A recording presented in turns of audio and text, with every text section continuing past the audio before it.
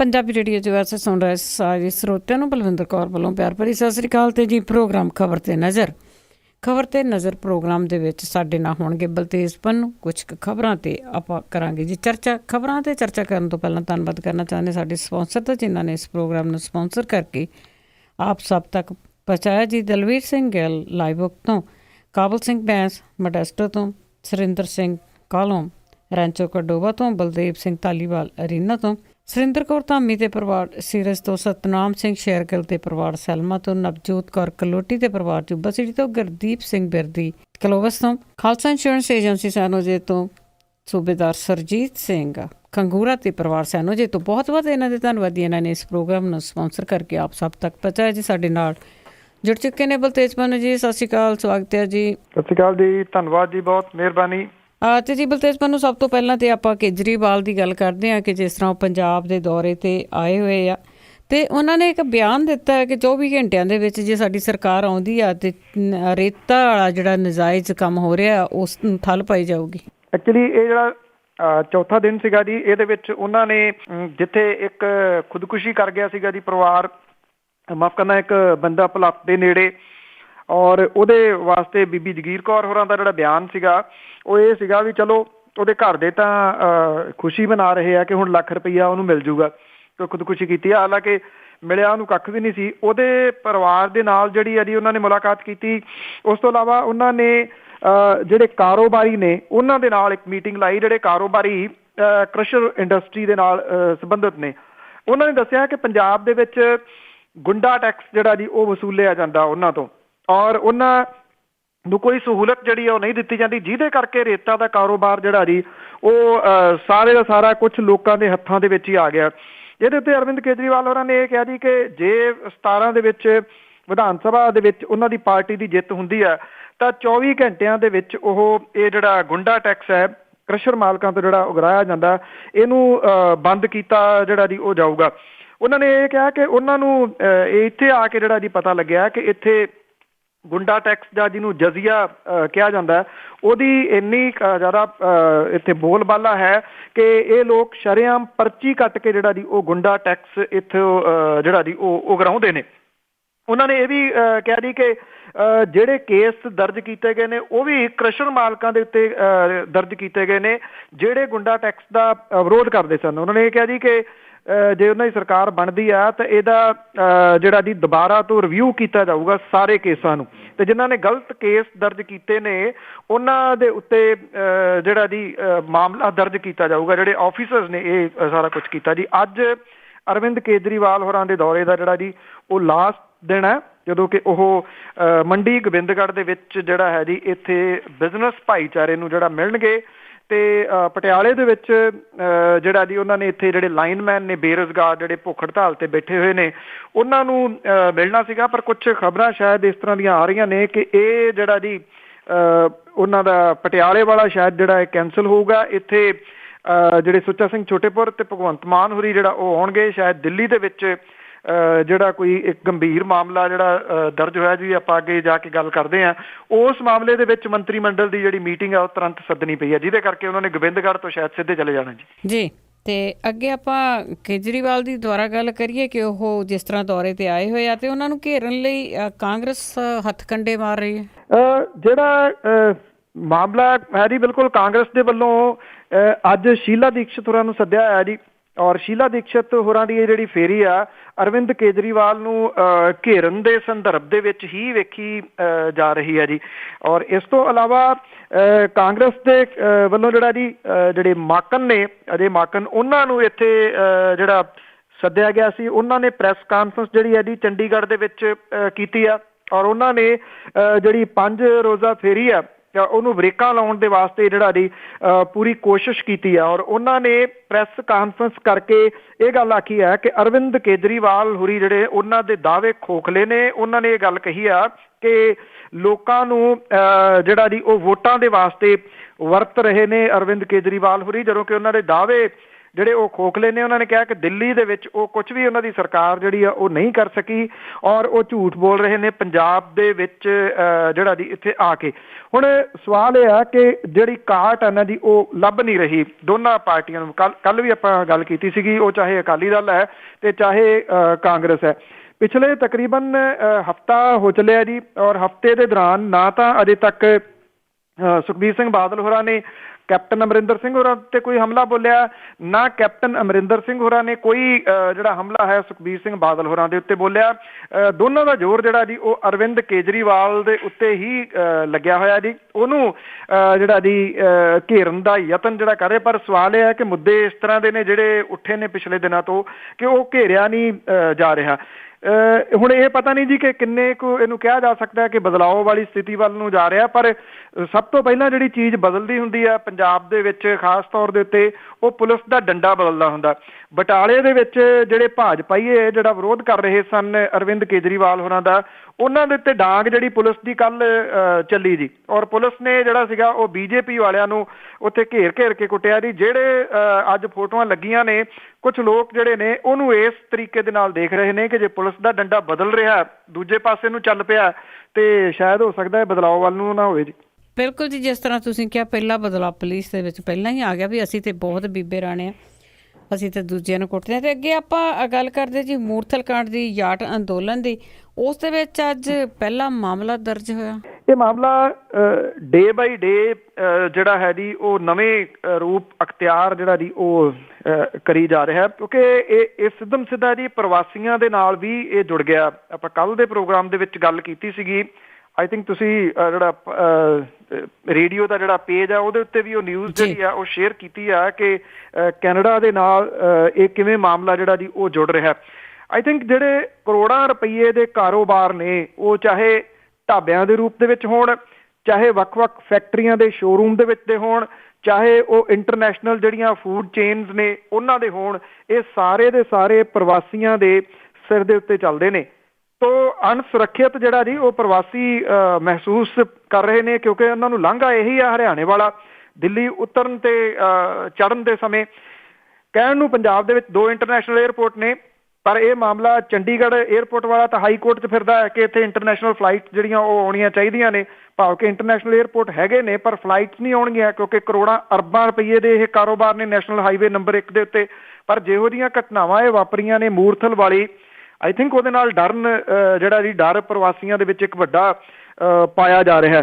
ਤੋ ਇਹ ਜਿਹੜਾ ਕਾਂਡ ਹੈ ਜੀ ਇਹ ਜਿਵੇਂ ਮੈਂ ਕਿਹਾ ਕਿ ਡੇ ਬਾਈ ਡੇ ਨਵੇਂ ਜਿਹੜੇ ਜੀ ਰੂਪ ਦੇ ਵਿੱਚ ਸਾਹਮਣੇ ਆ ਰਿਹਾ। ਹੁਣ ਇੱਕ ਜਿਹੜੀ ਦਿੱਲੀ ਦੀ ਇੱਕ ਔਰਤ ਹੈ ਜੀ, ਜਿਹੜੇ ਮਾਮਲੇ ਦੇ ਵਿੱਚ ਸ਼ਾਇਦ ਅਰਵਿੰਦ ਕੇਜਰੀਵਾਲ ਨੂੰ ਤੁਰੰਤ ਜਾਣਾ ਪੈ ਰਿਹਾ ਜੀ, ਇਹ ਨਰੇਲਾ ਦੀ ਇੱਕ ਔਰਤ ਹੈ। ਉਹਨੇ ਇਸ ਸੰਬੰਧੀ 7 ਵਿਅਕਤੀਆਂ ਦੇ ਖਿਲਾਫ ਜਿਹੜਾ ਜੀ ਉਹ ਵਿਸ਼ੇਸ਼ ਜਾਂਚ ਟੀਮ ਦੇ ਕੋਲੇ ਜਿਹੜਾ ਗੈਂਗ ਰੇਪ ਦਾ ਮਾਮਲਾ ਜਿਹੜਾ ਦਰਜ ਕਰਾਇਆ। ਹਰਿਆਣੇ ਦੀ ਪੁਲਿਸ ਤੇ DIG ਰਾਜਸ਼੍ਰੀ ਸਿੰਘ ਦਾ ਇਹ ਕਹਿਣਾ ਸੀ ਕਿ 35 ਸਾਲਾ ਔਰਤ ਨੇ ਫੋਨ ਦੇ ਉੱਤੇ ਆਪਣੀ ਜਿਹੜੀ ਹੈ ਜੀ ਉਹ ਕਹਾਣੀ ਦੱਸੀ ਹੈ ਤੇ ਉਹਦੀ ਸ਼ਿਕਾਇਤ ਸੋਨੀਪਤ ਦੀ ਜਿਹੜਾ ਮਹਿਲਾ ਥਾਣਾ ਉਹਦੇ ਵਿੱਚ ਕੇਸ ਜਿਹੜਾ ਉਹ ਦਰਜ ਕਰ ਲਿਆ ਗਿਆ। ਔਰਤ ਨੇ ਕੈਮਰੇ ਦੇ ਸਾਹਮਣੇ ਜਿਹੜੇ ਬਿਆਨ ਦਰਜ ਕਰਵਾਏ ਨੇ ਕਿ ਉਹਦੇ ਨਾਲ ਉਸ ਸਮੇਂ ਧੀ ਵੀ ਉਹਦੀ ਹੈਗੀ ਸੀਗੀ, ਪਰ ਉਹਦੇ ਨਾਲ ਕੋਈ ਮਾੜੀ ਘਟਨਾ ਜਿਹੜੀ ਹੈ ਜੀ ਉਹ ਨਹੀਂ ਵਾਪਰੀ। ਅਜੇ ਇਹਦੀ ਛਾਣਬੀਨ ਜਿਹੜੀ ਹੈ ਜੀ ਉਹ ਪੁਲਿਸ ਕਰ ਰਹੀ ਹੈ ਸਾਰੀ ਘਟਨਾ ਦੀ, ਪਰ ਇਹਦੇ ਵਿੱਚ ਥੋੜਾ ਜਿਹਾ ਜਿਹੜੀ ਗੱਲ ਸ਼ੱਕੀ ਜਿਹੜੀ ਜਾਪਦੀ ਆ ਉਹ ਇਹ ਆ ਕਿ ਇਸ ਔਰਤ ਨੇ ਜਿਹੜੇ ਗੈਂਗ ਰੇਪ ਕਰਨ ਵਾਲੇ ਨੇ ਉਹਦੇ ਵਿੱਚ ਆਪਣੇ ਦਿਓਰ ਦਾ ਨਾਮ ਵੀ ਜਿਹੜਾ ਜੀ ਉਹ ਲਿਖਾਇਆ। ਤਾਂ ਤਾਂ ਕਰਕੇ ਇਹਨੂੰ ਥੋੜਾ ਜਿਹਾ ਇਸ ਪੁਆਇੰਟ ਆਫ ਵਿਊ ਦੇ ਨਾਲ ਦੇਖਿਆ ਜਾ ਰਿਹਾ ਹੈ ਕਿ ਇਹ ਆਪਸੀ ਰੰਜਿਸ਼ ਵਾਲਾ ਮਾਮਲਾ ਤਾਂ ਨਹੀਂਗਾ ਜੀ। ਅਜੇ ਅੱਗੇ ਇਹਦੀ ਜਾ ਕੇ ਜਿਵੇਂ ਛਾਣਬੀਣ ਹੋਊਗੀ ਤੇ ਫਿਰ ਜਿਹੜਾ ਜੀ ਇਹਦੇ ਵਿੱਚੋਂ ਪਤਾ ਲੱਗੂਗਾ ਕਿ ਅਸਲ ਮਾਮਲਾ ਇਹ ਕੀ ਆ। ਉੱਧਰ ਜਿਹੜੇ ਕੁਝ ਟਰੱਕ ਡਰਾਈਵਰ ਸਾਹਮਣੇ ਆਏ ਸੀਗੇ ਉਹਨਾਂ ਨੇ ਇਹ ਗੱਲ ਕਹੀ ਹੈ ਕਿ ਲੁੱਟ ਖੋਹ ਦੀਆਂ ਘਟਨਾਵਾਂ ਤਾਂ ਉਹਨਾਂ ਨੇ ਦੇਖੀਆਂ ਨੇ, ਪਰ ਜਬਰ ਜਨਾਹ ਵਾਲੀ ਜਿਹੜੀ ਘਟਨਾ ਹੈ ਉਹਨੂੰ ਅੱਖੀਂ ਉਹਨਾਂ ਨੇ ਦੇਖਿਆ। ਇਹਦੇ ਤੋਂ ਥੋੜਾ ਫਿਰਦੇ ਜਿਹੜਾ ਉਹ ਨਜ਼ਰ ਆ ਰਹੇ ਨੇ। ਕਿਉਂ ਫਿਰਦੇ ਨਜ਼ਰ ਆ ਰਹੇ ਨੇ ਇਹ ਦੱਸਣ ਦੀ ਜ਼ਰੂਰਤ ਨਹੀਂ ਹੈ ਜੀ, ਕਿ ਉਹਨਾਂ ਨੂੰ ਪ੍ਰੈਸ਼ਰਾਈਜ਼ ਸ਼ਾਇਦ ਕੀਤਾ ਜਾ ਰਿਹਾ ਜੀ। ਬਿਲਕੁਲ ਜੀ ਬਿਲਕੁਲ। ਜਦੋਂ ਵੀ ਇੱਦਾਂ ਦਾ ਕੋਈ ਮੂਹਰੇ ਆਉਂਦਾ ਹੈ ਤੇ ਉਸ ਨੂੰ ਡਰਾ ਧਮਕਾ ਲਿਆ ਜਾਂਦਾ ਹੈ ਜਾਂ ਕੋਈ ਨਾ ਕੋਈ ਜਿਹੜਾ ਲਾਲਚ ਆ ਉਹ ਦੇ ਲਿਆ ਜਾਂਦਾ ਹੈ। ਤੇ ਅੱਗੇ ਆਪਾਂ ਅੱਜ ਹੀ ਗੱਲ ਕਰੀਏ ਪਾਣੀਆਂ ਦੇ ਸਮਝੌਤੇ ਦੀ, ਤੇ ਉਹ ਰੱਦ ਕਰਨ ਲਈ ਖਿਲਾਫ ਜਿਹੜੀ ਸੁਣਵਾਈ ਅੱਜ ਹੋਵੇਗੀ। ਇਹਦੀ ਪੰਜਾਬ ਦੇ ਵਿੱਚ 2004 ਦੇ ਵਿੱਚ ਜਿਹੜਾ ਕਾਨੂੰਨ ਬਣਾਇਆ ਗਿਆ ਸੀਗਾ ਜੀ, ਉਹਦੇ ਤਹਿਤ ਗੁਆਂਢੀ ਰਾਜਾਂ ਹਰਿਆਣਾ ਨੂੰ ਰਾਵੀ, ਬਿਆਸ ਤੇ ਸਤਲੁਜ ਦਾ ਪਾਣੀ ਦੇਣ ਵਾਲੇ ਸਮਝੌਤੇ ਜਿਹੜੇ ਰੱਦ ਕੀਤੇ ਗਏ ਸਨ ਜੀ। ਇਹ ਉਸ ਟਾਈਮ ਕੈਪਟਨ ਅਮਰਿੰਦਰ ਸਿੰਘ ਹੁਰੀ ਮੁੱਖ ਮੰਤਰੀ ਸਨ ਜੀ।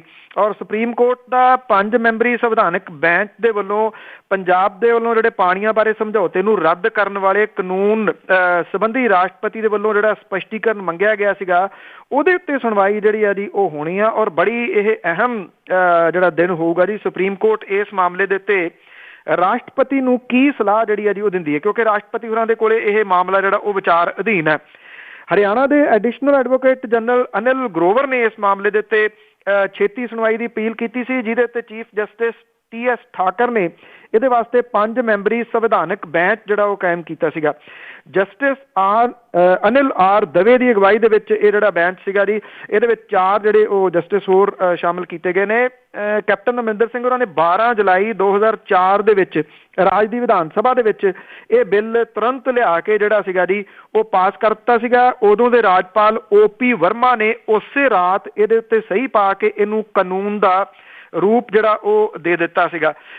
ਉਦੋਂ ਇਹ ਆਖਿਆ ਗਿਆ ਸੀਗਾ ਕਿ ਬਹੁਤੀਆਂ ਪਾਰਟੀਆਂ ਨੂੰ ਜਿਹੜਾ ਸੀਗਾ ਜੀ ਉਹ ਸੋਚਣ ਦਾ ਮੌਕਾ ਨਹੀਂ ਦਿੱਤਾ। ਕੈਪਟਨ ਅਮਰਿੰਦਰ ਸਿੰਘ ਹੋਰਾਂ ਦੇ ਇਸ ਦਲੇਰਾਨਾ ਫੈਸਲੇ ਦੀ ਸ਼ਲਾਘਾ ਜਿਹੜੀ ਆ ਜੀ ਉਹ ਅੱਜ ਤੱਕ ਹੁੰਦੀ ਆ ਕਿ ਉਹਨਾਂ ਨੇ ਤੁਰੰਤ ਇਹਦੇ ਉੱਤੇ ਜਿਹੜਾ ਉਹ ਐਕਸ਼ਨ ਲਿਆ ਸੀਗਾ। ਔਰ ਜਦੋਂ ਸੁਪਰੀਮ ਕੋਰਟ ਨੇ ਕੇਂਦਰ ਨੂੰ ਇਹ ਕਿਹਾ ਸੀਗਾ ਕਿ ਉਹ ਆਪਣੀਆਂ ਏਜੰਸੀਆਂ ਰਾਹੀਂ ਪੰਜਾਬ ਵਾਲੇ ਹਿੱਸੇ ਦੀ ਸਤਲੁਜ ਯਮੁਨਾ ਲਿੰਕ ਨਹਿਰ ਮੁਕੰਮਲ ਕਰਾਏ, ਜਿਹੜੀ ਕਿ ਹਰਿਆਣੇ ਨੂੰ ਉਹਦੇ ਹਿੱਸੇ ਦਾ ਪਾਣੀ ਮਿਲ ਸਕੇ, ਤਾਂ ਉਦੋਂ ਇਹ ਜਿਹੜਾ ਮਾਮਲਾ ਆ ਗਿਆ ਸੀਗਾ ਕਿ ਇਹ ਤਾਂ ਸਾਰੇ ਜਿਹੜਾ ਜੀ ਰੱਦ ਕਰ ਦਿੱਤੇ ਗਏ ਨੇ ਜਿਹੜੇ ਪਿਛਲੇ ਸਮਝੌਤੇ ਸੀਗੇ। ਸੋ ਇਸ ਪੱਖੋਂ ਸੁਪਰੀਮ ਕੋਰਟ ਦੇ ਵਿੱਚ ਅੱਜ ਜਿਹੜੀ ਹੈ ਜੀ ਉਹ ਸੁਣਵਾਈ ਬੜੇ ਅਹਿਮੀਅਤ ਜਿਹੜੀ ਆ ਉਹ ਰੱਖਦੀ ਹੈ ਜੀ।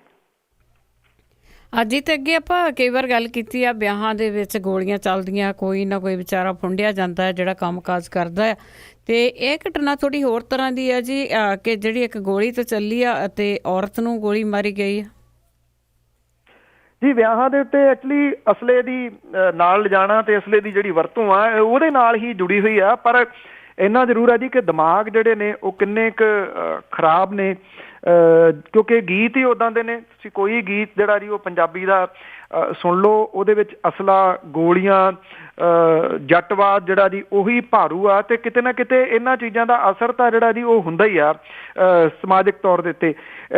ਕੁਛ ਸਮਾਂ ਪਹਿਲਾਂ ਇੱਕ ਸਿੰਗਰ ਨੇ ਜਿਹੜਾ ਗੀਤ ਗਾਇਆ ਸੀਗਾ ਕਿ ਗੁਰਦੁਆਰੇ 'ਚ ਅਨਾਊਂਸਮੈਂਟ ਕਰਕੇ ਕੁੜੀ ਕੱਢ ਕੇ ਲੈ ਜਾਂਦਾ। ਇਸੇ ਤਰ੍ਹਾਂ ਦੀ ਘਟਨਾ ਜਿਹੜੀ ਸੀ ਉਹ ਮਾਝੇ ਦੇ ਵਿੱਚ ਇੱਕ ਕਸਬੇ 'ਚ ਵਾਪਰੀ ਸੀ, ਤੇ ਉਹਨੇ ਇਹ ਗੱਲ ਆਖੀ ਸੀਗੀ ਜਿਹੜਾ ਕੁੜੀ ਕੱਢ ਕੇ ਲਿਆ ਸੀ ਰੀਅਲ ਦੇ ਵਿੱਚ, ਕਿ ਮੈਂ ਉਸ ਗਾਣੇ ਤੋਂ ਪ੍ਰਭਾਵਿਤ ਹੋ ਕੇ ਉਸੇ ਤਰੀਕੇ ਦੇ ਨਾਲ ਕੀਤਾ ਸੀਗਾ। ਇਹ ਜਿਹੜੀ ਘਟਨਾ ਬਟਾਲੇ ਦੇ ਵਿੱਚ ਵਾਪਰੀ ਹੈ ਜੀ, ਜਿੱਥੇ ਇੱਕ ਮੈਰਿਜ ਪੈਲੇਸ ਦੇ ਵਿੱਚ ਸ਼ਗਨ ਦੀ ਕੋਈ ਰਸਮ ਹੋ ਰਹੀ ਸੀ। ਉੱਥੇ ਇੱਕ ਇਹ ਟੀਚਰ ਸੀਗੀ ਜੀ ਔਰਤ ਜਿਹੜੀ ਗਈ, ਉਹਦੇ ਨਾਲ ਛੇੜਛਾੜ ਜਿਹੜੀ ਸੀ ਉਹ ਕੀਤੀ ਕੁਛ ਜਿਹੜੇ ਮੁਸ਼ਟੰਡੇ ਟਾਈਪ ਦੇ ਸੀਗੇ ਜੀ ਨੌਜਵਾਨ, ਉਹਨਾਂ ਨੇ।